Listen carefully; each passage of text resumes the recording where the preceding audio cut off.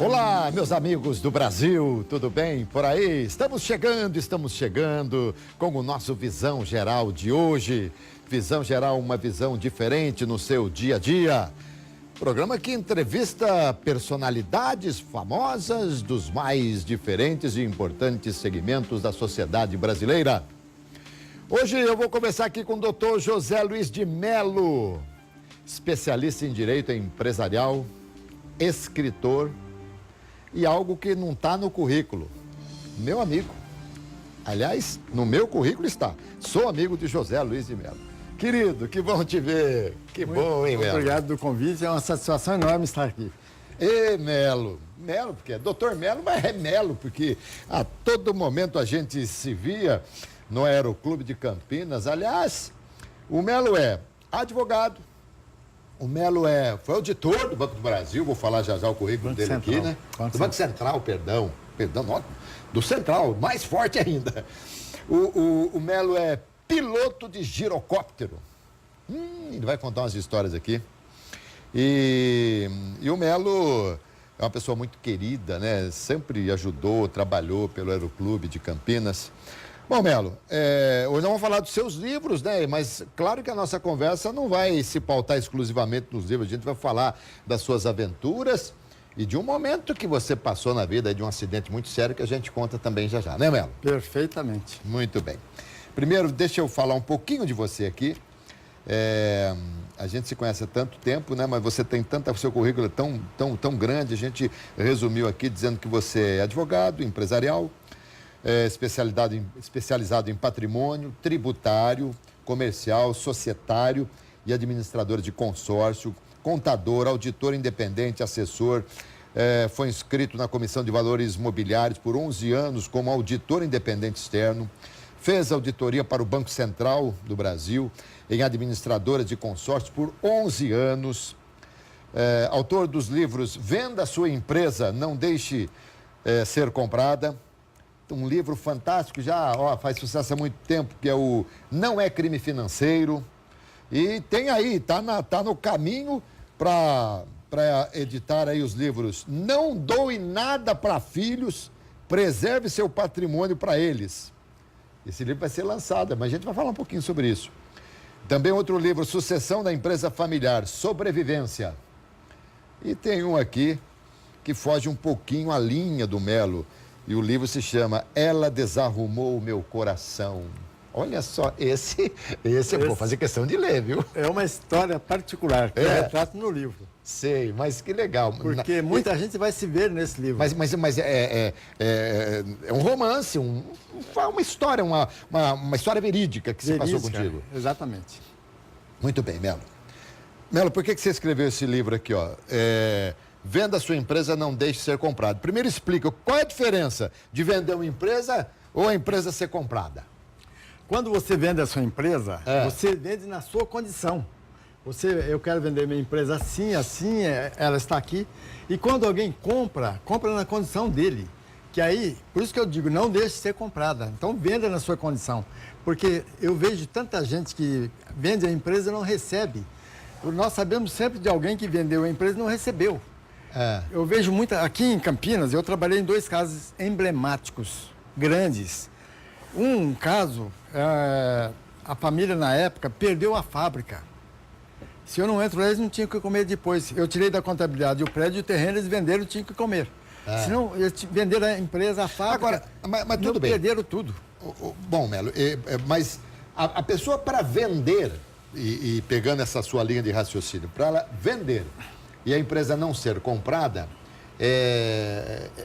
ela precisa tomar inúmeros cuidados. É esse o caminho. O objetivo desse livro aqui, na verdade, é explicar para o empresário vender a empresa e como ele tem que garantir o recebimento. Porque não adianta nada ele vender a empresa, assinar o contrato e depois não receber. Aí vai processar, vai executar, não vale nada. Porque na medida que ele vai executar, vai processar, a pessoa de repente não tem nada, conseguiu acabar com a empresa. Então o objetivo, na verdade, é o empresário manter o patrimônio, porque o patrimônio é a felicidade dele e a felicidade da família. De repente ele perde tudo numa assinatura e aconteceram vários casos que eu trabalhei aqui. Trabalhei em 4 casos emblemáticos em Campinas, por isso que eu escrevi esse livro. Porque não adianta nada você vender a sua empresa e não ter como receber depois. Você tem que garantir o recebimento. Agora, mas salvo quando então a determinada empresa é vendida cash. Aí é outra história. Cash é o que nós queremos.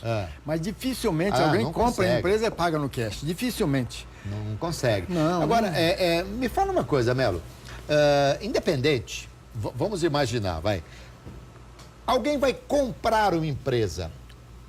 É interessante você comprar uma empresa, porque a partir do momento que você compra a empresa, daquele dia para frente você assume passivo e ativo. É assim que funciona?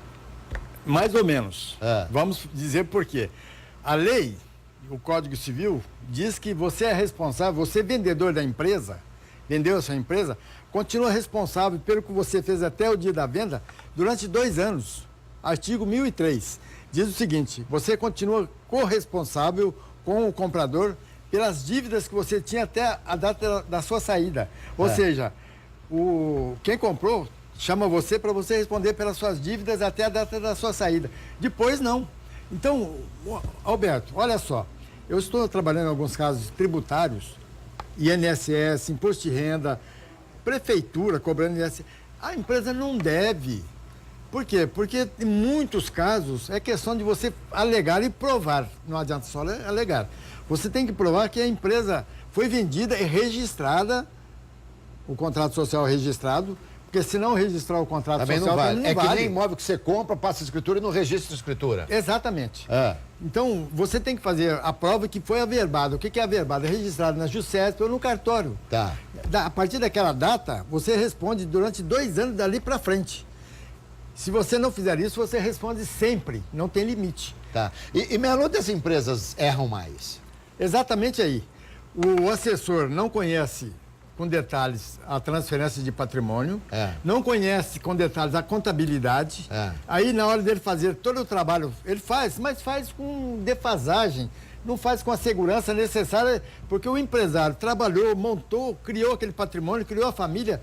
Ele quer continuar com o patrimônio. De repente, ele assina e perde tudo. Imagina você perder 80 milhões. Que já aconteceu aqui, Aconteceu, né? Eu trabalhei num caso, não perderam as casas deles, porque eu entrei na história, o leilão era na quarta-feira, eu entrei no processo segunda-feira.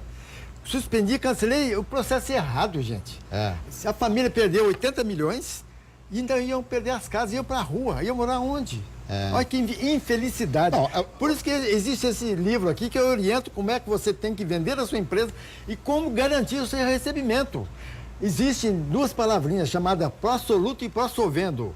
Vou repetir, pró-soluto e pró-solvendo. Daqui a pouco eu falo delas. Muito bem, aliás, eu quero saber o que é pró-soluto e pró-solvendo. E impostos também, e o cuidado com os impostos da empresa? O problema dos impostos é a mesma situação. Depois que você sai da empresa, que foi averbado, quer dizer, foi registrada a alteração contratual, você responde durante 2 anos, a partir daquela data. Artigo 1003, quer dizer, você continua responsável durante 2 anos pela frente pelo que você fez nos últimos 5 anos. Ou seja, hoje, dia 23 de novembro, saio hoje da empresa, eu continuo responsável até dia 23 de novembro de 2019.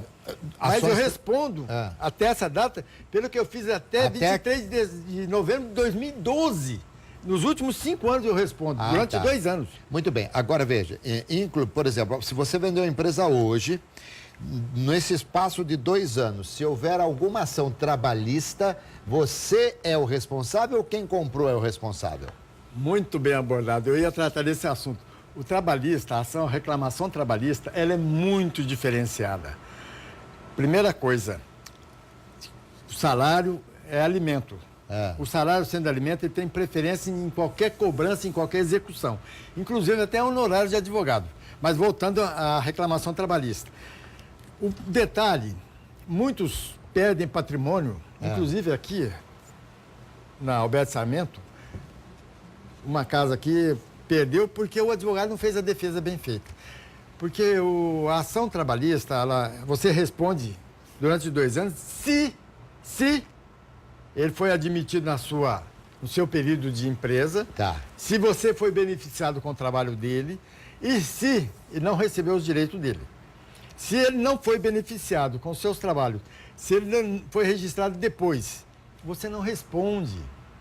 Agora, tem juiz, já aconteceu um caso, É. da juíza, eu acabei mostrando a ela que não. Ela ainda quis responsabilizar meu cliente durante esse espaço de 2 anos pelo tempo que o empregado foi admitido depois da saída dele. Quer dizer, ele responde o que ele esteve registrado na permanência da empresa. O que ele foi admitido depois da saída, não responde. Tá. Então tem que... Gente, a lei é cheia de detalhes. A lei financeira, que isso é na área financeira, ela é cheia de detalhes, ela exige especialidade. Aqui, ó, na página 15 você fala pró-soluto e pró-solvendo. Vamos explicar o que é uma coisa e o que é outra coisa. Pró-soluto, É. pró-solvendo. São palavras latinas, jurídicas. Pró-soluto. Se você escrever, eu vendo esse imóvel, eu vendo essa casa em pró-soluto, e aí junta promissória para ser paga daqui X tempo, sabe o que acontece? Você não recebe a promissória e você não recebe o preço da venda. Já recebeu, porque o pró-soluto quita a venda, independente do que tem ali. Aí você vai tentar receber a promissória. É. E não tem nada a ver, porque uma coisa, juridicamente, é a venda da empresa ou da casa e o recebimento da venda ou da casa. Uma coisa não vincula a outra. E você colocar pró-soluto, você perde tudo. E pró-solvendo? E pró-solvendo fica na pendência. É como se fosse um pacto comissório? O pacto comissório, ele tem instituto próprio. É. Eu digo que ele é até mais, vamos dizer, mais efetivo que o pacto comissório. Tá. Porque o pacto comissório você tem que mover uma ação, juntar, fazer provas. E o pró-solvendo pagou ou não pagou, está resolvido. E o pró-solvendo, ele diz para você, esse negócio, essa empresa é sua, esse caminhão é seu, esse carro é seu, se você me pagar isso aqui. Se não? Porque o pró-solvendo é se. É se. Muito bom. Se não ligar uma coisa com a outra, você, pró-soluto, quitou. É o caso, gente. Imagina você perder 80 milhões. É um absurdo. Tá louco. Esses irmãos, valores aí a gente só ouviu falar. Eram 4 irmãos. E eram 4 irmãos, cada um perdeu 20 milhões. Ô Melo, vou falar um pouquinho do outro livro também, dos que vão ser lançados. Quero falar um pouquinho desse seu hobby delicioso que é voar.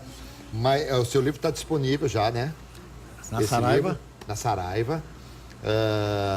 Paulo Henrique de Mello é seu irmão, né? Meu irmão. Eu dei consultoria para ele porque ele é um ótimo advogado público. Ele sabe tudo de prefeitura. Ele faz defesas de prestações de contas de prefeitos no Tribunal de Contas do Estado. Ele sabe tudo. Ele é de Ribeirão Preto e tem escritório também em Santa Rita do Passa Quatro. Ele foi vereador em Santa Rita do Passa Quatro, foi candidato a prefeito em Cabreúva. Paulo Henrique de Mello, Paulinho. Aliás, pessoal de Ribeirão Preto, você mora lá, nós temos uma audiência muito grande lá, vai falar que estamos falando dele aqui na TV. Dá licença. Amigo, um dos mais brilhantes advogados, especialistas em direito empresarial, escritor, piloto de girocóptero. A gente vai falar já sobre isso aí, é muito legal também. O Melo, como... quem que avalia o preço da empresa é dado pelo dono, tá certo? Mas ali tem preço sentimental, como é que separar o preço de comércio, o preço sentimental, aquela coisa toda? O preço sentimental, ele realmente é um empecilho na hora da venda. Então tem que ter, vamos dizer assim, um desamor, porque senão não faz a vida. Porque a hora que ele vende a empresa é porque não tem condições de continuar ou alguém da família levar adiante. Então faz-se necessária a disponibilidade da mesma. E esse momento realmente é um pouquinho, mas é questão de você mostrar o lado positivo da venda, porque se você ficar só com o lado negativo do sentimento, não negocia nada. Que belo relógio, hein, Melo? Maravilha. Obrigado. De relógio, viu? O Melo, e quando o empresário se dispõe a vender a empresa, claro que o ideal seria uma consulta ao advogado e tal, do seu segmento, ou até o próprio Dr. Melo e tal, mas que orientação que você daria, assim, preliminarmente? Para quem compra, é uma pesquisa 1 por 1 dos sócios nos últimos 5 anos e a empresa, fornecedor por fornecedor. Aí, porque se você olhar a contabilidade, ela pode estar limpa, sem problema nenhum, sem processo, sem dívidas. Mas nem toda contabilidade inspira a realidade. Você tem que olhar os últimos 5 anos atrás de fator por fator, 1 por 1, e atrás de cada fornecedor e cliente preferencial. Porque, veja só, Se é uma empresa de prestação de serviço, ela fica vinculada ao proprietário. Porque se ela é uma empresa de comércio, de indústria, ela está vinculada ao produto. Sem dúvida. E o produto você comprou, ele não quer saber quem é o dono. Mas se é uma prestação de serviço, fica vinculado ao dono. Ele vai embora, o cliente vai junto. Então, de repente, você compra nada por nada. Então, tem que ter esse cuidado. E principalmente quando se trata do ramo imobiliário. Porque eu já trabalhei num caso que quem vendeu, quem comprou ficou, mas daqui a pouco perdeu todos os clientes porque eles foram todos atrás do antigo dono. Então, quer dizer, compra nada por nada. Aliás, precisa salvaguardar muita coisa, né? Não, e outra, o detalhe do patrimônio é que você tem que manter a condição de receber. Porque não adianta você pegar um papel, entregar à empresa, o papel não representa, mas não é o seu dinheiro. Então, você tem que garantir. É aonde que eu falo, o pró-soluto e pró-solvendo. Sim. Entrega a empresa na condição de pró-solvendo, nunca pró-soluto. O Melo, e algumas empresas que entram em dificuldades financeiras e pagam juros, me parece que você tem aí até uma alternativa, meio que uma solução. Eu estou escrevendo um livro, experiência própria. Eu trabalho dentro de empresa desde os meus 18 anos. Chama-se escambo moderno. A empresa não percebe... Escambo, no caso, escambo é troca. Isso, É uma palavra antiga. Antigamente existia o escambo, que é troca. Hoje, o escambo moderno, eu proponho uma condição de você não descontar todas as suas duplicatas em banco. Você economiza tranquilamente um percentual de uns 30%, 40% do que você gasta em banco. Porque você precisa de dinheiro sempre para pagar a sua conta. Mas essa modalidade é uma modalidade que você paga as suas contas, recebe também, mas sem banco. Então precisa ter um pouquinho de imaginação em cima e é factível. Por exemplo, agora eu sei tudo isso por causa do Banco Central, eu vi tudo isso lá dentro. Sim, você acompanhou. Vamos supor, você é meu fornecedor, eu sou uma empresa, você é meu fornecedor. Eu vendo, pego as duplicatas, vou ao banco, desconto, pago um juro, pego o dinheiro, pago você. Seria como, por exemplo, eu não vou ao banco descontar, eu pego a duplicata e passo para você. Perfeitamente. É isso aí. É isso aí. Sabe por quê? Tudo é troca. Você passa a sua duplicata para frente, ele recebe. Você não precisa descontar, então aquele dinheiro já ficou na sua mão, o desconto de banco. É economia muito alta, porque de repente a empresa tem um lucro líquido de 3%, 4% na venda da mercadoria. Lucro líquido. Vai no banco e deixa 6%. Quer dizer, olha o prejuízo. Então... Não, é verdade. Não, mas você tem isso aí. Isso lá atrás, nos primórdios, as coisas eram feitas assim, né? Todas troca. E aliás, nós vivemos hoje, até no mundo imobiliário, você começa a ver aí permutas e tal, essa coisa toda. Se bem que a permuta é diferente dessa troca que você estava falando, mas é muito interessante. Às vezes o A deve para o B, o B deve para o C, o C deve para o A. E ninguém paga nada para ninguém. Tá tudo resolvido, tá certo? Não, transfere crédito. Sim, exatamente. E é plenamente execuível hoje, aceitável. Perfeito. Eu estou fazendo essas implantações.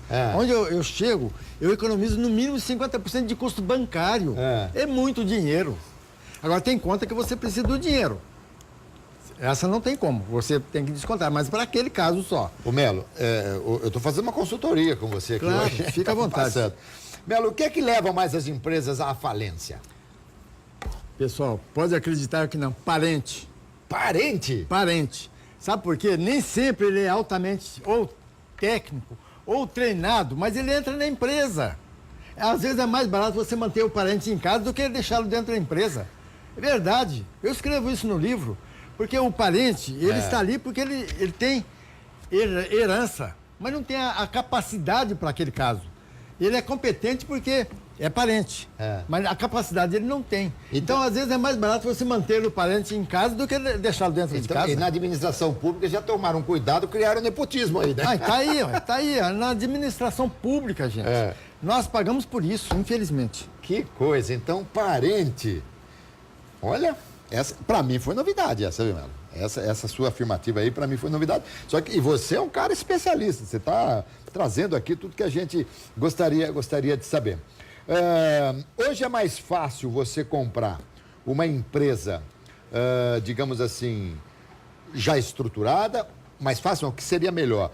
Ou você iniciar do zero naquele mesmo segmento? Depende do produto. Olha, é interessante comprar empresa em vida, como você compra carro usado e compra carro novo. A situação é a mesma. Precisa ver a sua conveniência e a sua disponibilidade. E a vontade do vendedor também. Então, tudo é um mercado, tudo é um momento. É igual você casar. Você casa, descasou, casa de novo. Mas, de repente, a mulher já foi casada, e daí? Sabe, a situação é a mesma de empresa. Compra empresa. É verdade. Senão ninguém mais casa. Já foi casado aí, Não, mas é a vida nova. Sem dúvida, sem dúvida. É vida nova. Ô, Melo, já que você falou em carro, tem uma situação aqui e você tem muita coisa a falar sobre isso. Por exemplo, sou teu amigo, eu tenho outros tantos amigos aí, a gente reúne 10 amigos, né? Apesar de que eu acho que amigo mesmo é difícil você contar nos dedos de uma só mão, mas vamos lá, reunimos 10 colegas, 10 parceiros, e cada um dá 10 mil por mês, vou falar um número hipotético aí, então tem uma arrecadação de 100 mil. Então, esse mês eu pego 100 mil, vou lá, compro um carro e fica para você. Mês que vem eu compro um carro, fica para mim. Todo mês tal. Isso é um consórcio, sei lá. Enfim, isso é legal ou ilegal? Pessoal, a captação, a administração de dinheiro público ou poupança popular, ela tem regulagem própria, a legislação prevê. Nesse caso, é legal, mas desde que tenha uma autorização para isso. Porque toda captação, isso é uma captação. Eu, por exemplo, que vou ser o último sorteado, eu vou antecipar meu dinheiro. Você está captando meu dinheiro para me entregar pelo sorteio o último, exato. De repente. Isso é captação de poupança popular. Mesmo sendo um sorteio? Mesmo sendo um sorteio. Tem que ter uma autorização. Isso está nesse livro aqui? Está nesse livro. Esse livro aqui, Cezinha, por favor, dá uma fechadinha nesse livro aqui. O título do livro é Não é Crime Financeiro. Esse é o título do livro. E aqui você explica... Tem alguma... mas hoje, por exemplo, você fala que não é crime, não é crime financeiro, se fizermos isso, mas respaldado por uma emenda em lei e tal. Alberto, o assunto é muito mais técnico. Olha só, a técnica da lei. O artigo 7º da lei, ela diz que precisa de autorização a captação de poupança popular. Artigo 7º, na página 45, se você ver aí. E outra, esse mesmo artigo fala não precisa de autorização se, olha só, se o bem, olha só, se o bem for de uso popular. Ou seja, se for de uso público, precisa de autorização. Mas o carro, por exemplo, não é de uso popular. Só compra carro quem tem poupança, quem pode. Então o carro não precisa de autorização. Mas o produto de limpeza precisa. Tá? Então, se for considerado de primeira necessidade, precisa de autorização. Se não for considerado de primeira necessidade, não precisa de autorização. A própria lei fala isso. Agora vem o detalhe que eu vou chamar a atenção dos senhores ouvintes.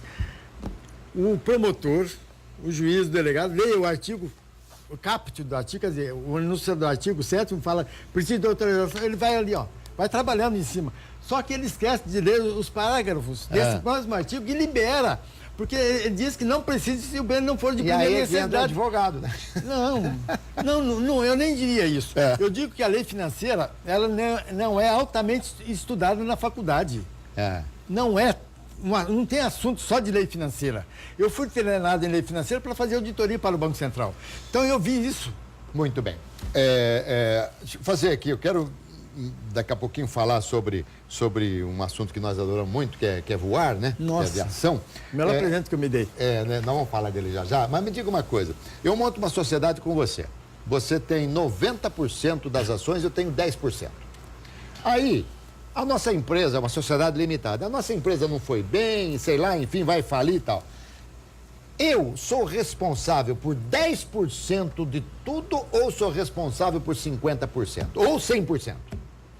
Pessoal, há um equívoco aí. A lei fala, independente do seu percentual de participação no capital social, você responde pelo capital social total. Total. Por exemplo, vamos supor o capital de 1 milhão. Você tem 10%, você tem quanto dá? 100 mil. Mas a empresa foi falar, você responde por mais 900, você responde por 1 milhão. Igualmente o consórcio majoritário. Quem tem 90%. Então, é engano quem pensa que eu respondo só por 10%. Não, responde pela totalidade do capital. E tem mais um detalhe. Mas e na hora da alegria? Na hora da alegria só tem 10%? Na hora da alegria, na hora do lucro, só tem 10%. Olha só que coisa. Mas o detalhe é o seguinte, se a empresa, você montou hoje uma empresa, o capital não foi totalmente integralizado, mas ela foi à falência, você responde infinitamente pelo prejuízo que ela der. Você não responde só pelos seus 10%, mas os 90%. Você responde pelo total, porque ela não está devidamente constituída conforme a legislação. E por que demora tanto? Pra você abrir uma empresa, teoricamente é rápido, mas para você fechar uma empresa demora tanto, Melo? Você falou um assunto que eu faço esquina com ele. Sabe por quê? Olha só, a melhor maneira, eu vou dar uma dica aqui. A melhor maneira de você fechar uma empresa, incorpora em outra. Incorpora em outra e muda a atividade da outra. Pronto. O que era da empresa antiga passou dentro da nova, acabou, aquela outra some. Não, você vai na empresa, vai lá, dá abaixo da inscrição federal, inscrição estadual, INSS, prefeitura, aquele monte de papel, fica aquele monte de papel para você responder. Incorpora e muda a atividade, sumiu. A pessoa não percebe isso. Eu não sabia disso também. Outra coisa, Melo. Olha, falar para você, eu já abri algumas empresas, né? Eu tenho um quarto, digamos assim, na minha casa. Eu tenho um documento lá de 1990 e pouco. Tem que guardar isso aí a vida inteira? Vírgula, 2 assuntos. 2 respostas nessa sua pergunta. Documento comum, 5 anos. Documento de previdência, que é de empregado, de aposentadoria, recolhimento, 30 anos. 30 anos? 30 anos, que é o tempo necessário que a pessoa para se aposentar. Ó, vou dar uma palmatória aqui à minha secretária, que ela falava, não pode jogar fora isso e tal, todas as coisas de olerite, desses negócios, tem que ficar o tempo todo. Que coisa, hein, gente? Olha, a gente vai vivendo e vai aprendendo. O Visão Geral é isso, ele traz aqui assuntos extremamente interessantes para que a gente possa orientar você que está nos acompanhando aí. Melo, eu vou para o intervalo, na volta nós vamos voar, tá bom? Vamos. Eu volto já aqui com o José Luiz de Melo e a gente vai falar de girocóptero, vocês vão adorar. Você é piloto de girocóptero, a gente vai até pôr algumas fotos aí para o nosso querido telespectador entender o que é um girocóptero. E eu confesso a você que eu voei uma vez, não pilotando, voei de carona, né? Voei ali de carona e fiquei meio mal ou menos, não fiquei muito seguro, não. É seguro o giro? Alberto, o giro é tão seguro, acredite se quiser, se você tirar o motor antes de vir para o pouso, você cai de asa fixa. Eu tiro o motor, senão eu não consigo pôr no chão. Ele não vem para o chão. Você tira o motor, fica por conta do pouso. E outra coisa, eu já tive pane. Olha lá, esse é o seu. Eu chegando em Leme. Em Leme aí, tá chegando. Ó, fechado, cabinado, um atrás do outro. Que legal, né? É tandem, né? Tandem, isso. Tandem, isso. Numa festa em 2011. E aí, é um helicóptero, né? Um helicóptero. Agora uma coisa. Fechado. Bom, gente, é o seguinte. O Melo já pousou, tá taxiando aí e tal, tá paradinho aí, né? Mas eu digo a você o seguinte, o Melo, eu já vi, e não foi uma vez, não, foram várias vezes. O Melo, ele pousa o giro num espaço menor do que 5 metros. 5 metros de área livre é suficiente para você pousar seu giro. E eu venho voando e paro ali. E para ali, eu já vi. E outra coisa que eu vi você fazer, e é por isso que eu reputo como um dos mais brilhantes, para mim o melhor piloto de giro, que é o seguinte, ele vem voando com o giro, e aí ele vem aqui, ele quase que vira esquina assim, ó. Uma coisa impressionante, você está olhando de baixo, você olha, o Melo está virando esquina com o giro, eu não sei, é que você dá uma derrapada com ele assim, né? Como é que é? Não, tem o comando de mão e de pé, mas ele aceita você fazer esquina, porque a vantagem dele é essa. Eu não quero voltar, você volta. O avião faz a curva. Tem que fazer aquela curva enorme. O giro faz em cima. 180, ele quase que gira no eixo dele, né? Não, e outra, eu consigo vir voando, subo e volto, mergulho. Na mesma vez? Faço a circunferência em cima de mim mesmo. Você tem noção de quantas horas de giro você tem? Umas 700 horas. Só? Olha, achei que fosse muito mais, Melo. Sabe por quê? Nesse acidente meu, eu fiquei estou 3 anos sem pilotar. Vamos lá. Primeiro, o Melo teve, estou olhando o relógio aqui para dar tempo da gente falar sobre o acidente que ele teve. O acidente que ele teve não tem nada a ver com aviação, hein? Nada a ver com aviação. Você estava pedalando. Eu estava vindo de Souza para minha casa, eu moro aqui ao lado da CPFL. Em frente ao Shopping Galeria, na Dom Pedro, um caminhão me pegou no acostamento. Eu não sou louco de andar pedalar na pista. Como ele me pegou no acostamento, quebrou meu ombro esquerdo, todas as costelas esquerdas, apaguei na hora, eu fiquei 22 dias em coma. Você quebrou todas as costelas e o ombro. A minha esposa faleceu de acidente há 29 anos atrás, quase que eu morri agora. Eu tenho 3 filhos, tomaram conta de mim. Eu fiquei 22 dias em coma, imagina. Nossa Senhora.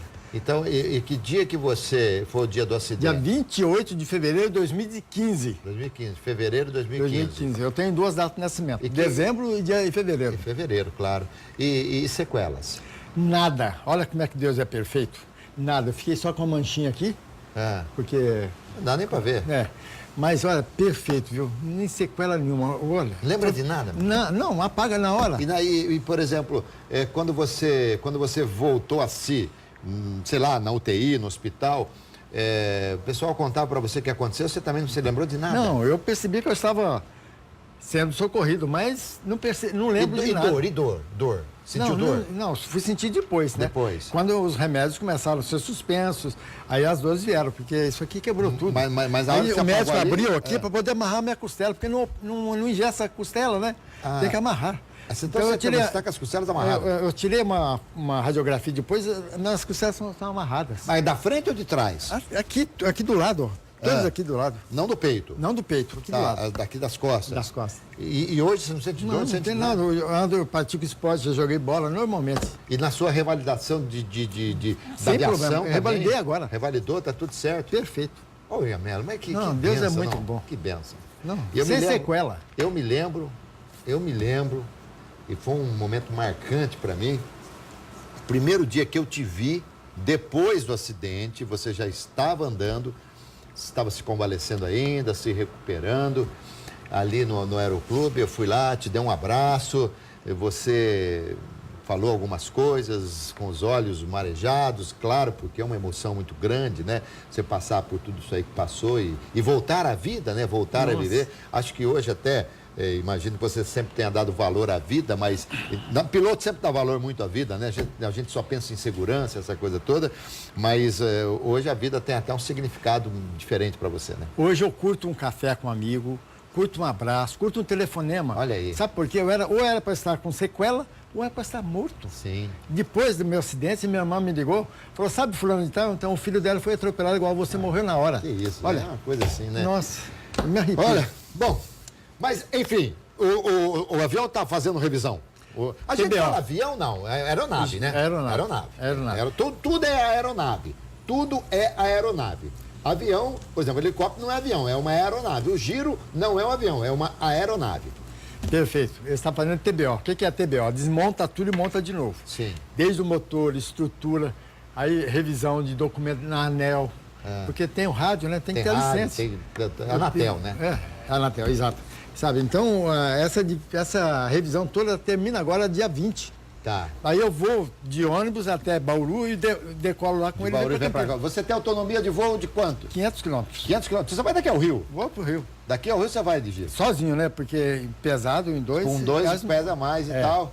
Mas que velocidade você atinge? 200 por hora, acredita? 200 por hora? Daqui a Ribeirão vou numa hora.